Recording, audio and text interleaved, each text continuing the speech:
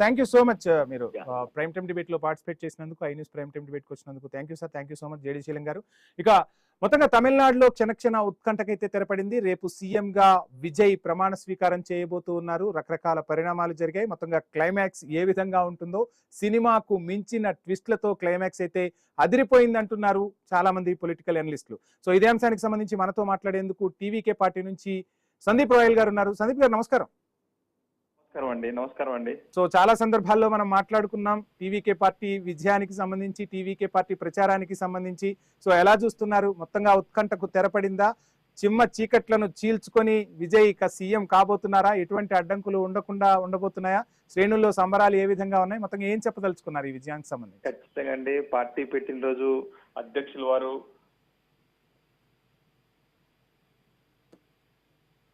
సందీప్ గారు please continue.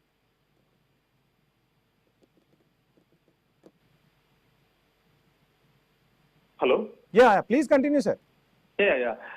Party పెట్టినప్పుడు విజయ్ గారు ఏమైతే తమిళ ప్రజలకు చేయాలనుకుని ఏ స్టాండ్ తీసుకుని అయితే నిలబడ్డారో ఆ రోజు నుంచి ఈ రోజు వరకు కూడా కరెక్ట్ గా ఉన్నారు. కాబట్టి తమిళ ప్రజలు మాకు పట్టం కట్టారు. మేము ఆ విషయంలో డిఎంకేని ఖచ్చితంగా ఓడించి మేము ఫుల్ మెజార్టీ, అది సింగిల్ మెజార్టీ తెచ్చుకొని మేము నిలబడితే లాస్ట్ మూమెంట్ లో బీజేపీ మా నాయకుడిని చాలా ఇబ్బంది పెట్టింది. కానీ ఖచ్చితంగా దానికి భారీ మూల్యం చెల్లించుకోబోతుంది రాబోయే రోజుల్లో మా పార్టీతో అని కూడా మేము స్పష్టంగా తెలియజేస్తున్నాం. ఏమైనప్పటికీ కూడా ఒక తమిళ ప్రజలే కాదు, యావత్తు భారతదేశ ప్రజలందరూ కూడా విజయ్ గారు ముఖ్యమంత్రి కావాలని చాలా సంకల్పంతో చాలా కోరుకున్నారు. అందరూ కూడా ఈరోజు హ్యాపీగా ఉన్నారు. మనస్ఫూర్తిగా మేము ఐ న్యూస్ కూడా చెప్తున్నాం. ఎందుకంటే తమిళనాడులో టీవీకే పార్టీ పనిచేస్తున్నప్పటికీ ఆంధ్రాలో టీవీకే పార్టీ కోసం పనిచేస్తున్న అలాంటి మీరు మా వాయిస్ వినిపించారు. మీకు మనస్ఫూర్తిగా ఖచ్చితంగా యువ రాజకీయాన్ని ఎప్పుడు ఐ న్యూస్ ప్రోత్సహిస్తుంది. రాజకీయాల్లో మార్పు రావాలని కోరుకుంటుంది. జంజీ తరం దేశ రాజకీయాలను శాసించే స్థాయికి రావాలని ఒక మీడియా సంస్థగా ఐ న్యూస్ ఎప్పుడూ ముందుంటుంది. యువ రక్తాన్ని దేశ ప్రజలకు పరిచయం చేయాలి. అదేవిధంగా కుల మత ప్రాంత రాజకీయాలకు అతీతంగా జంజీ రావాలి. దేశంలో ప్రతి ఒక్కరం భాగస్వామ్యం కావాలి. దేశ అభివృద్ధిలో భాగస్వామ్యం కావాలని ఐ న్యూస్ కోరుకుంటుంది. మిమ్మల్నే కాదు, సో అందరికీ కూడా ఆహ్వానం పలుకుతూ ఉన్నాం. అందరినీ కూడా ప్రోత్సహించే దిశగానే ఐ న్యూస్ అడుగులు వేస్తోంది. ఖచ్చితంగా అండి, తమిళ ప్రజలు చిన్న హీరో నుంచి మా నాయకుడిని స్టార్ హీరోని చేశారు. అలాగే ఒక పార్టీ అధ్యక్షుడి నుంచి ఈరోజు తమిళనాడు ముఖ్యమంత్రిగా సింగిల్ మెజారిటీతో మాకు అవకాశం ఇచ్చినందుకు మేము చాలా ఆనందాన్ని మేము పంచుకోలేకపోతున్నాం. మా 16 ఏళ్ల కళ మా నాయకుడు నా సీట్లో చూడాలని మా ఆనందం ఎవరికి చెప్పుకోలేకపోతున్నాం. అంత ఆనందంగా ఉన్నాం. తమిళ ప్రజలు ఇది ఎమోషన్. ముఖ్యంగా జంజీ యువతకి, మహిళలకి, అన్ని వర్గాల వారికి మేము సంపూర్ణంగా కృతజ్ఞత తెలుపుతున్నాం. సందీప్ రాయల్ గారు ఇక్కడ ఇంకొక అంశం కూడా మనం మాట్లాడుకోవాలి. ఒక రకంగా సో ఇది ఒక పొలిటికల్ గేమ్ అనుకుందాం కాసేపు మనం.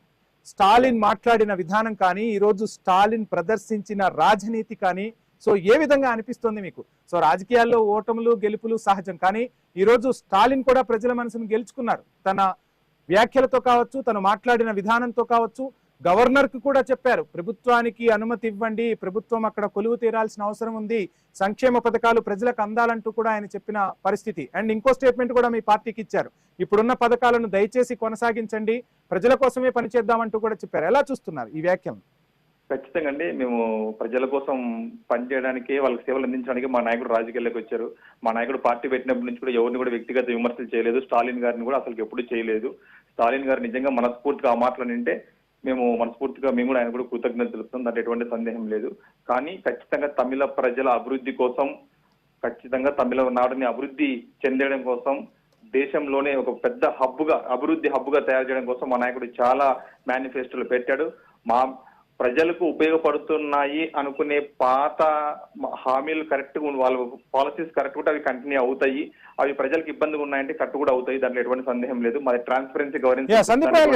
సందీప్ రాయల్ గారు, ఫైనల్ గా జననాయకన్ సినిమా గురించి దేశవ్యాప్తంగా చర్చ జరిగింది. సినిమా ఆగిపోయింది, రకరకాల ట్విస్టులు కనిపిస్తూ ఉన్నాయి. ఆ సినిమా బయటకు వస్తేనే రాజకీయ ప్రపంచం కనిపిస్తోంది, అందుకోసమే ఆపారు. రకరకాల విమర్శలు వినిపించిన ఎన్నికల తర్వాత జరిగిన ప్రతి ఎపిసోడ్ కూడా జననాయకన్ సినిమాకు సంబంధించిన ట్విస్టులు అంతకు మించి ఉంటాయా? ఒక సినిమా పొలిటికల్ థ్రిల్లర్ గానే ఇదంతా కూడా కనిపించింది. అంటే ఇప్పుడు జననాయకన్ సినిమాని దేశం మొత్తం చూసింది. సో ఎలా చూస్తున్నారు? జననాయకన్ అంటే ఈ విధంగానే ఉంటుందా? ఈ విధంగానే రేపు ప్రమాణ స్వీకారం చేయబోతున్నారా? ఒక అద్భుతమైన విజయం, ఆ అద్భుతమైన విజయంతో పాటు ప్రజల మద్దతు మరొకసారి లభించింది. దేశవ్యాప్తంగా ప్రజలందరూ కూడా మీరు అన్నట్టుగా విజయ్ అక్కడ సీఎం కావాలని కోరుకున్నారు. చాలా సామాన్య ప్రజలు, ఇంట్లో ఉన్న మహిళలు కూడా ఈరోజు విజయ్ గురించి మాట్లాడుకున్నారు. భారతదేశ ప్రజాస్వామ్యం గురించి కూడా ప్రజలు, మహిళలు, యువకులు కూడా మాట్లాడుకుంటున్న పరిస్థితి దేశంలో కనిపించింది. ఎలా చూస్తున్నారు ఈ పొలిటికల్ థ్రిల్లర్ ని మొత్తంగా? ఖచ్చితంగా అండి, మాకు ఇది కొత్త కాదండి. జననాయకుని అడ్డుకోవడం కొత్త. ఇంతకుముందు మేము తీసిన సర్కార్ సినిమాని కానీ, అదిరింది మెర్సెల్ సినిమాని కానీ, మా నాయకుడు ప్రజా సమస్యలపై ప్రజా సామాజిక స్పృహతో తీసిన సినిమాని, ప్రతి సినిమాని అక్కడున్న అధికారంలో ఉన్న పార్టీ నాయకులు బీజేపీ, అన్నాడీఎంకే, డిఎంకేలు అడ్డుకున్నారు. కానీ లాస్ట్ కి జననాయకుని కూడా ఆర్థికంగా దెబ్బతీద్దామని, మా నాయకుని మానసికంగా దెబ్బతీద్దామని చూశారు. కానీ వాటన్నిటిని పటాపంచలు చేస్తూ మేము ముందుగా సినిమా స్క్రీన్ పై చూడాల్సిన జననాయకుని తమిళ ప్రజలు మమ్మల్ని రియల్ జననాయకుని, సీఎం తమిళ జననాయకునిగా ఫస్ట్ చూపించబోతున్నారు. మాకు చాలా ఆనందంగా ఉంది. మేము చాలా ఆనందపడుతున్నాం.